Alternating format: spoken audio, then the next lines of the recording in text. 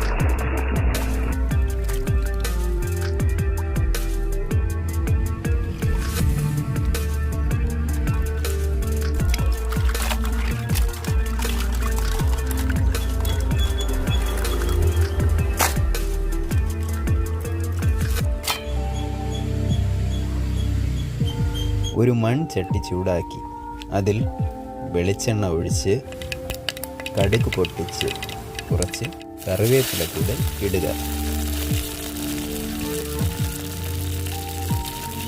സവാള, ചെറിയ ഉള്ളി, പച്ചമുളക്,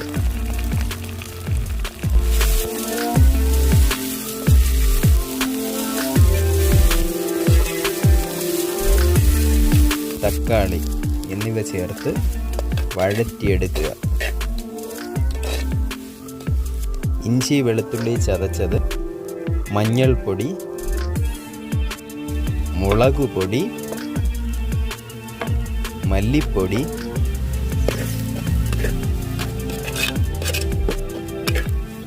കുരുമുളക് പൊടി, മസാലപ്പൊടി, ഉപ്പ് എന്നിവ ചേർത്ത് ഇളക്കുക. തേങ്ങയുടെ രണ്ടാം പാൽ ഒഴിച്ച് തിളപ്പിച്ച് അതിൽ വൃത്തിയാക്കി വെച്ചിരിക്കുന്ന ഞണ്ടിൻ്റെ കഷ്ണങ്ങൾ ചേർത്ത്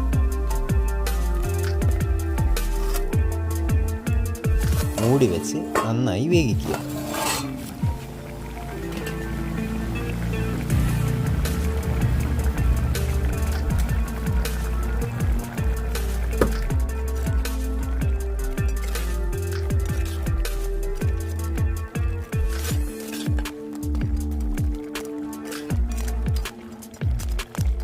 ശേഷം തേങ്ങയുടെ ഒന്നാം പാൽ ചേർത്ത് തിളപ്പിച്ച് മാറ്റിവെക്കുക.